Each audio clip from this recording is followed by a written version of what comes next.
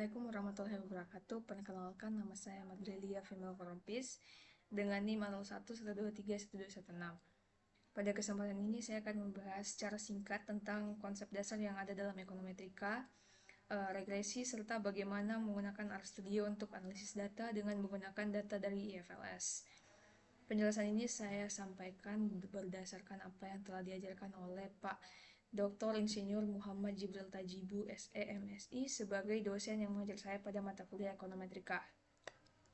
Oke, kita masuk ke dalam pendahuluan. Jadi, ekonometrika adalah ilmu yang menggabungkan teori ekonomi, statistika, dan matematika untuk menganalisis data ekonomi dan membuat prediksi. Dalam ekonometrika itu tidak ada teori baru, tapi yang ada adalah penerapan teori ekonomi, matematika, dan teori statistik untuk menguji dan membuktikan hubungan antara variabel ekonomi secara kuantitatif. Ekonometrika itu digunakan di berbagai bidang. Contohnya perbankan dan keuangan digunakan untuk meramalkan harga dan risiko pasar, juga risiko kredit, menilai kemungkinan gagal bayar nasabah.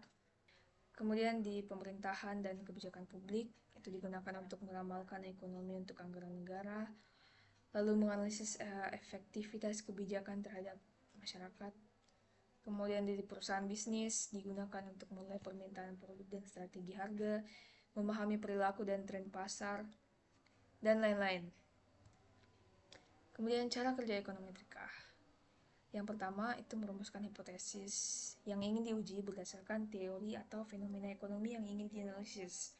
Misalnya bisa merumuskan hubungan antara variabel independen dan variabel dependen, misalnya variabel independen tingkat pengangguran dan variabel dependen misalnya pertumbuhan ekonomi. Lalu kita mengumpulkan data yang relevan dengan masalah yang sedang dianalisis. Datanya ini bisa bersifat time series, cross section, atau panel, tergantung pada jenis analisis yang dibutuhkan. Kemudian setelah datanya terkumpul, tahap selanjutnya adalah merumuskan model ekonometrika yang menggambarkan hubungan antara variabel-variabel yang diuji. Biasanya model ini berbentuk persamaan matematis, misalnya regresi linear atau model lain. Yang keempat yaitu estimasi model, menggunakan teknik estimasi untuk memperkirakan parameter dalam ekonometrika. Misalnya jika menggunakan regresi linear, maka akan menghitung estimasi parameter seperti koefisien regresi dan intercept. Yang kelima itu uji hipotesis. Setelah diestimasi, kita melakukan uji hipotesis untuk mengetahui apakah parameter-parameter model itu signifikan atau tidak. Ini biasanya dilakukan dengan uji statistik seperti uji T, uji F, atau uji lainnya tergantung pada model yang digunakan. Kemudian yang keenam adalah evaluasi model yang dilakukan untuk mengukur seberapa baik model yang dihasilkan itu menjelaskan data, meliputi pemeriksaan asumsi klasik, misalnya autokorelasi dan multikolonialitas, serta mengevaluasi goodness of faith. Yang ketujuh yaitu interpretasi hasil. Di tahap ini akan dijelaskan makna koefisien, kekuatan, hubungan antar variabel, dan apakah hasilnya konsisten dengan teori yang ada. Berdasarkan hasil analisis dan interpretasi dapat ditarik kesimpulan tentang hubungan antar variabel dan memberikan rekomendasi kebijakan atau tindakan yang relevan. Selanjutnya materi regresi. Regresi adalah metode statistik yang digunakan untuk menganalisis hubungan antara satu variabel dengan variabel lain. Di ekonometrika, regresi itu digunakan untuk memahami dan memprediksi bagaimana perubahan satu variabel, misalnya pendidikan, mempengaruhi variabel lain, misalnya pendapatan. Tujuannya adalah untuk memprediksi hasil seperti pendapatan berdasarkan pendidikan, kemudian mengukur pengaruh satu variabel terhadap yang lainnya. Yang ketiga, menjelaskan hubungan antar variabel dan ekonomi. Contohnya menggunakan regresi untuk melihat pengaruh jam belajar terhadap nilai ujian. Di sini ada regresi linear sederhana. Dia menggunakan satu variabel dependen dan hanya satu variabel independen. Ada variabel Y, misalnya variabel yang ingin dijelaskan, kemudian variabel X itu ya variabel independen atau yang mempengaruhi. Kemudian ada konstanta, yaitu nilai awal ketika X sama dengan 0. Kemudian ada koefisien regresi, seberapa besar pengaruh X terhadap Y, dan ada error term juga untuk faktor lain yang tidak dimasukkan dalam model. Misalnya kita punya model konsumsi sama dengan 500 tambah 0,8 kali pendapatan. Artinya ketika pendapatan naik 1 juta, konsumsi akan naik 0,8 juta. Kemudian ada regresi berganda, adalah pengembangan dari regresi linear yang tadi yang sederhana, di mana di sini ada lebih dari satu variabel independen yang digunakan untuk memprediksi variabel dependen. Tujuannya itu untuk memodelkan hubungan antar variabel-variabel tersebut, tetapi dengan mempertimbangkan lebih banyak faktor yang mempengaruhi. Jadi, contohnya di sini memprediksi berat badan seseorang berdasarkan tinggi badan dan umur. Dikumpulkan data 5 orang sebagai contoh, kemudian didapatkan hasil persamaan regresi sebagai berikut, yaitu Y sama dengan 30 tambah 0,4 X1 tambah 0,3 X2. Penjelasannya 30 itu adalah ketika tinggi badan 0 cm dan umur 0 tahun, berat badannya itu diperkirakan 30 kg. Contohnya, kemudian 0,4 itu artinya setiap kenaikan 1 cm tinggi badan, maka berat badan akan meningkat 0,4 kg. 0,3 artinya setiap kenaikan 1 tahun umur, berat badan akan meningkat 0,3 kg. Kemudian ada regresi logistik, itu adalah model regresi yang digunakan ketika variabel dependen adalah biner.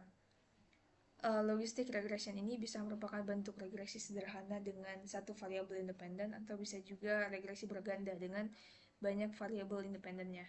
Di ekonometrika kita bisa menggunakan alat bantu, ada beberapa software yang dapat kita gunakan, contohnya di sini adalah RStudio yang bisa kita download di posit.co. Ini adalah contoh penggunaan RStudio untuk analisis ekonometrika. Di sini saya melakukan analisis regresi logistik dengan judul pengaruh investasi terhadap tingkat pengangguran terbuka di Jawa Tengah dengan menggunakan data tahun 2019 sampai 2024. Ini adalah tampilan ketika menggunakan R Markdown. Saya akan jelaskan dalam format output yang adalah PDF. Ini adalah file PDF dari analisis regresi logistik yang tadi sudah dijalankan di R Markdown. Saya melakukan analisis ini setelah mengetahui bahwa investasi di Jawa Tengah pada tahun 2024 merupakan yang tertinggi di Indonesia. Maka dari itu saya ingin mengkaji apakah meningkatnya investasi di Jawa Tengah itu berkorelasi dengan naik atau turunnya tingkat pengangguran terbuka di Jawa Tengah selama tahun 2019 hingga 2024. Data yang digunakan di sini adalah total investasi per tahun dalam triliun rupiah, kemudian tingkat pengangguran terbuka atau TPT per tahun dalam persentase, kemudian ada variabel biner yang menunjukkan kalau TPT-nya naik itu nilainya 1, kalau tidak naik nilainya 0 dibandingkan dengan tahun sebelumnya. Data ini mencakup periode tahun 2011 hingga 2024 karena variabel TPT naik itu memerlukan perbandingan terhadap tahun sebelumnya. Maka analisisnya dilakukan pada tahun 2012 dimulainya. Di sini pada contoh pertama saya menginput datanya itu secara manual dari tahun 2011 hingga tahun 2024. Kemudian ada perintah untuk menambahkan kolom biner. Itu kalau dia 1 berarti TPT-nya meningkat dari tahun sebelumnya, kalau nilainya 0 berarti TPT-nya itu menurun dari tahun sebelumnya. Karena kita mengacu pada tahun sebelumnya, maka tahun pertama itu akan kosong. Jadi saya menghapus datanya di sini pada tahun 2011. Kemudian ini adalah data frame-nya. Investasi yang terus meningkat ini sejalan dengan tingkat pengangguran terbuka yang terus menurun. Kecuali pada tahun 2020 saat pandemi, tingkat pengangguran terbukanya naik. Kemudian berikut adalah penjalanan dari regresi logistik. Kemudian di summary, untuk mengeluarkan hasil seperti ini, atau singkatnya seperti ini, dan interpretasinya.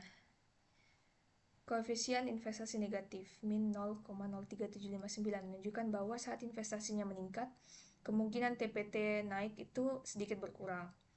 P-value-nya 0,341 lebih besar dari 0,05, berarti hubungan ini tidak signifikan secara statistik, artinya model belum membuktikan bahwa investasi secara konsisten ini mempengaruhi naiknya tingkat pengangguran terbuka.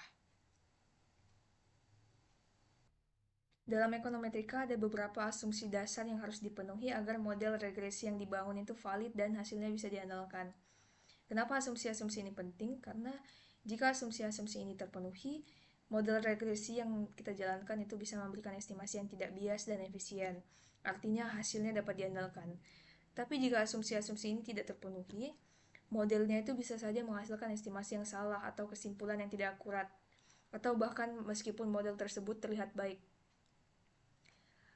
Jika ada pelanggaran terhadap salah satu asumsi, kita bisa menggunakan teknik robust atau mengoreksi model atau memilih model yang lebih tepat. Misalnya, model logistik atau probit jika variabel dependen bersifat kategorik. Yang pertama adalah asumsi linearitas.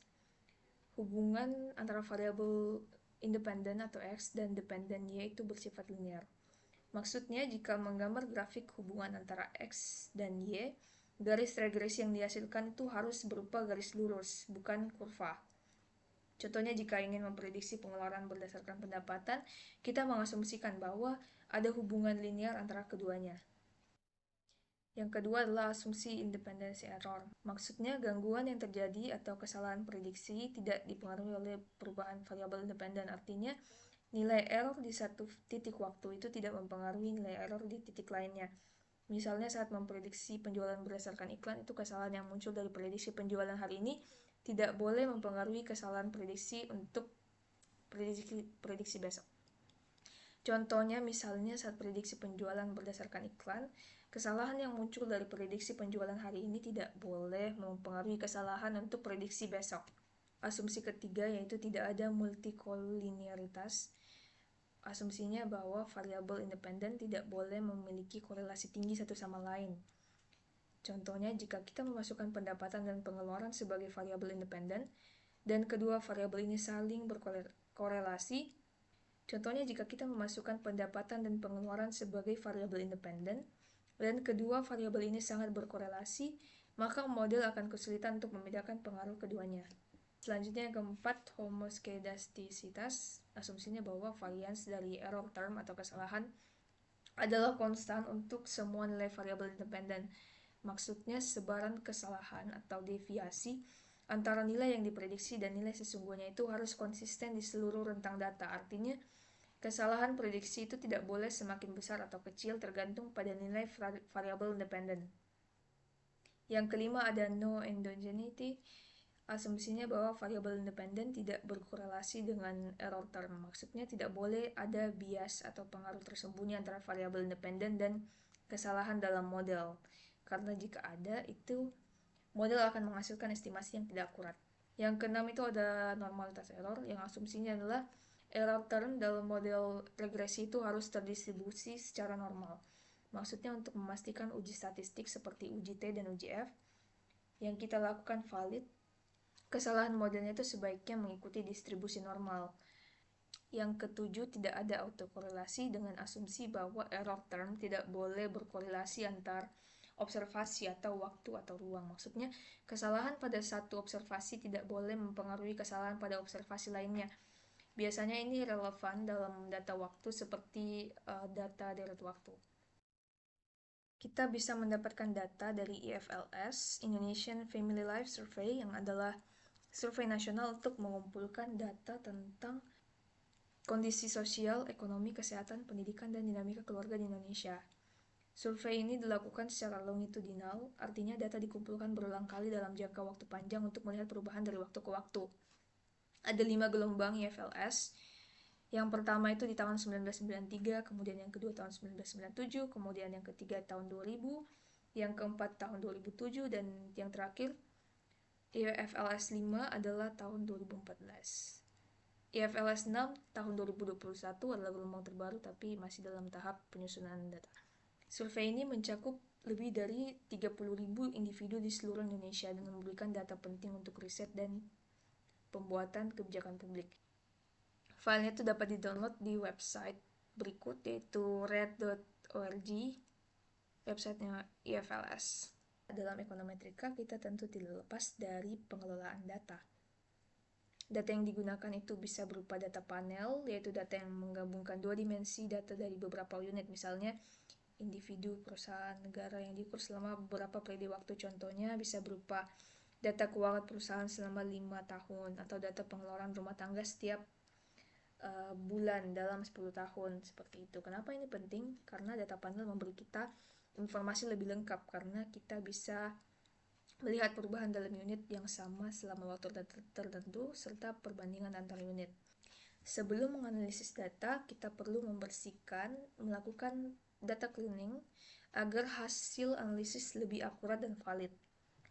Beberapa hal yang perlu dibersihkan. Yang pertama, outlier. Apa itu outlier? Adalah data yang sangat berbeda dari data lainnya. Misalnya harga rumah yang sangat mahal dibandingkan dengan harga lainnya di dataset.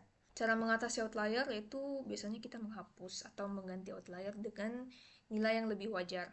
Kemudian ada duplikat atau data duplikat adalah data yang terulang dalam dataset, misalnya 2 baris yang menunjukkan informasi yang sama persis. Yang ketiga ada goodness of fit, adalah cara untuk mengukur seberapa baik model statistik kita itu dalam mencocokkan data. Digunakan statistik seperti R-squared untuk regresi atau AIC, BIC untuk model lainnya untuk melihat apakah model kita cocok dengan data. Yang keempat itu multikolonialitas. Terjadi ketika ada hubungan yang sangat kuat antara dua atau lebih variabel independen dalam model. Misalnya, pendapatan dan pengeluaran itu seringkali sangat berkorelasi. Jika ada multikolonialitas, model kita itu bisa kesulitan memisahkan pengaruh masing-masing variabel terhadap variabel dependen dan hasilnya tidak akurat. Jadi data cleaning itu penting untuk memastikan analisis kita akurat dan tidak dipengaruhi oleh masalah seperti outlier, duplikat, atau multikolonialitas. Harus dilakukan karena pembersihan data itu harus dilakukan untuk memastikan bahwa hasil analisis kita valid dan kita bisa membuat kesimpulan yang lebih tepat berdasarkan data yang bersih. Berikut adalah analisis yang saya lakukan berjudul pengaruh pendidikan orang tua terhadap kemungkinan rumah tangga mengalokasikan pengeluaran pendidikan anak yang lebih tinggi. Saya akan menjelaskan contoh pengolahan data yang saya ambil dari IFLS gelombang kelima. Di sini saya menggunakan beberapa variabel. Ada variabel pengelolaan rumah tangga, kemudian ada variabel pendidikan orang tua sebagai variabel utama, kemudian ada variabel kontrol yaitu umur orang tua, penghasilan rumah tangga, jumlah anak, waktu tempuh, pengeluaran binar. Berikut adalah contoh pengolahan data berdasarkan analisis yang tadi. Yang pertama itu memuat paket. Di sini ada 3 paket yang digunakan. Kemudian yang kedua adalah set direktori kerja atau di mana saya menyimpan file IFLS yang akan saya gunakan. Kemudian membaca data, yaitu data-data variabel yang akan saya gunakan. Kemudian untuk file pendidikan orang tua di IFLS itu ada beberapa kode yang diberikan. Untuk kategori tidak sekolah itu diberikan nilai 1, kemudian untuk SD diberikan nilai 2, kemudian madrasah ibtidaiyah itu 72, SMP itu 3, madrasah tsaniyah 4, kemudian ada juga 73, kemudian SMA itu 5, SMK 6, kemudian 74 itu madrasah aliyah, kemudian S1 4, S1 itu 6, kemudian S1 itu 61, S2 63, dan S3 itu 63. Tetapi untuk mempermudah dalam proses pengolahan data, kita mengubah kategorinya menjadi angka numerik yang berurutan. Contohnya untuk pendidikan orang tua yang tidak bersekolah itu saya berikan nilai 0. Kemudian untuk SD itu 1, setingkat SMP 2, setingkat SMA atau SMK itu 3, S1 4, S2 5, dan S3 itu 6. Kemudian untuk variabel lain di FLS itu untuk pengeluaran pendidikan, namanya atau kodenya adalah KS10AA. Tapi untuk mempermudah, saya mengubahnya menjadi pengeluaran underscore RT atau pengeluaran rumah tangga. Begitu juga dengan variabel umur orang tua, variabel waktu tempuh ke sekolah. Kemudian untuk jumlah anak ada di file IFLS B3A underscore BR1, namun ada juga di B4 underscore BR2, maka saya mengambil keduanya. Kemudian untuk household ID yang sama atau data yang sama itu saya hapus jika terdapat duplikat. Kemudian saya memfilter untuk mengambil data rumah tangga yang memiliki anak atau jumlah anaknya itu lebih dari 0. Kemudian saya menggabungkan semua data atau semua variabel ke dalam data final, lalu membuat variabel binar untuk pengeluaran pendidikan, dan menghapus duplikasi jika berdasarkan kolom household ID itu ada lebih dari satu data rumah tangga. Dan saya menghapus duplikasi baris yang sama persis. Kemudian saya menghapus baris yang terdapat data kosong di dalamnya. Kemudian ada kode untuk menjalankan jumlah baris. Mari kita lihat. Maka jumlah baris setelah hapus nilai kosong adalah 39. Jadi total data yang saya gunakan untuk analisis kali ini adalah 39. Data tersebut bisa kita lihat di database data final clean all atau di sebelah sini data final clean all. Dan inilah 39 data yang sudah bersih yang siap untuk digunakan.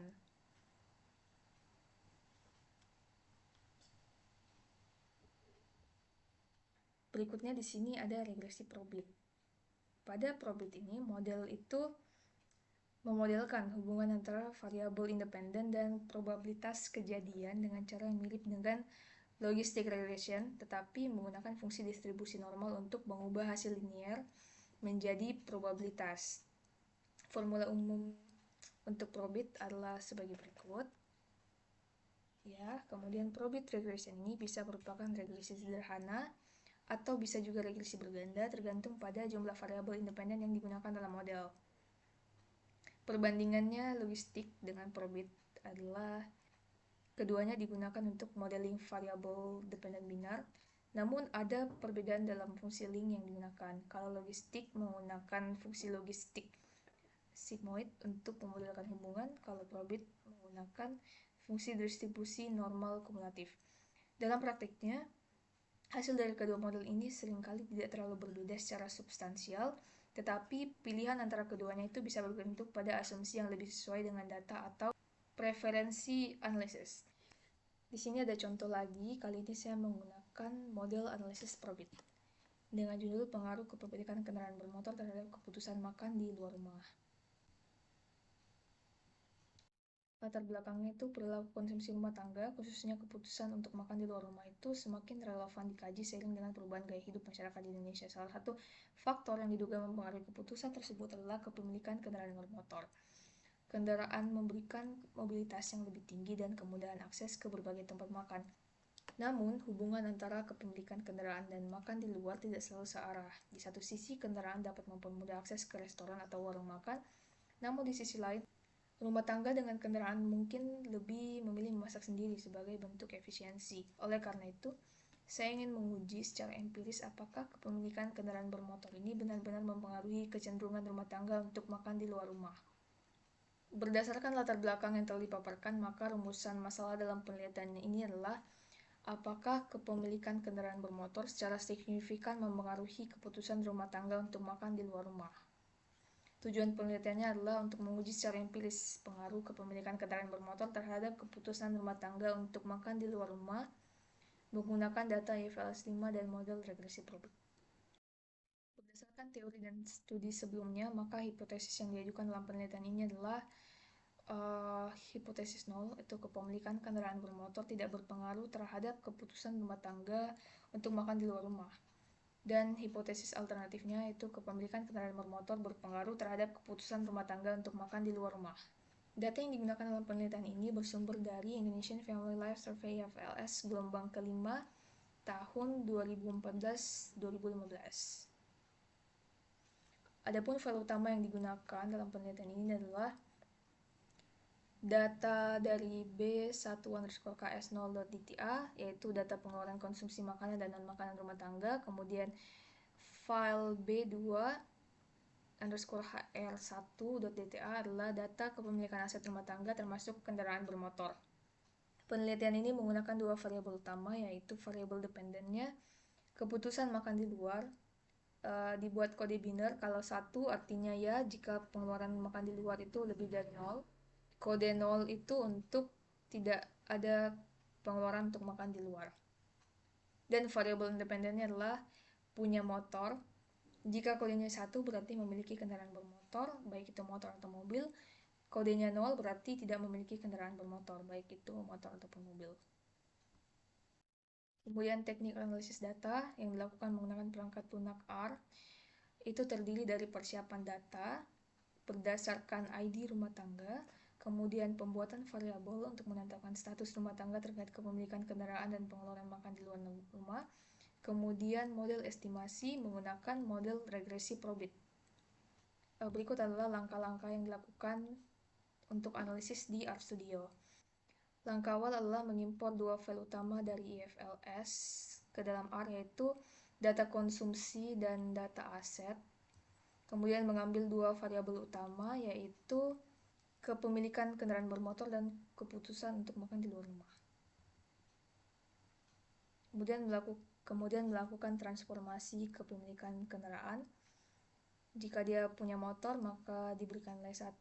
Jika tidak, maka diberikan nilai 0. Begitu juga dengan variabel makan di luar. Jika pengeluaran untuk makan di luar itu lebih dari 0, maka diberikan nilai 1. Jika tidak, maka diberikan nilai 0. Kemudian data tersebut digabungkan berdasarkan household ID atau ID responden. Setelah datanya siap, maka siap pula untuk dijalankan model Probitnya. Kemudian dari hasil summary Probitnya dihasilkan sebagai berikut. Koefisien dari punya motor sebesar min 0,388 dan signifikan secara statistik karena P-nya itu lebih kecil dari 0,05. Ini menunjukkan bahwa rumah tangga yang memiliki kendaraan bermotor memiliki kemungkinan lebih rendah untuk makan di luar rumah dibandingkan dengan rumah tangga yang tidak memiliki kendaraan. Interpretasi ini bertentangan dengan asumsi umum bahwa mobilitas mendorong makan di luar rumah. Hasil ini dapat menunjukkan bahwa rumah tangga yang memiliki kendaraan mungkin lebih efisien dalam berbelanja bahan makanan dan memasak di luar rumah atau memiliki preferensi konsumsi yang berbeda. Namun karena tidak ada variabel kontrol, hasil ini masih bersifat indikatif dan belum dapat disimpulkan sebagai hubungan kausal. Sedemikian jauh pembahasan saya mengenai ekonometrika kali ini. Sebagai penutup, ekonometrika adalah alat yang sangat powerful dalam ilmu ekonomi untuk menganalisis, memprediksi, dan menguji hubungan antara berbagai variabel ekonomi. Dengan regresi dan metode statistik lainnya, kita dapat memahami faktor-faktor yang mempengaruhi fenomena ekonomi, dari pasar hingga kebijakan publik. Penting untuk diingat bahwa di balik setiap model dan angka ada data yang bisa membantu membuat keputusan yang lebih baik itu dalam dunia bisnis, pemerintahan, atau penelitian.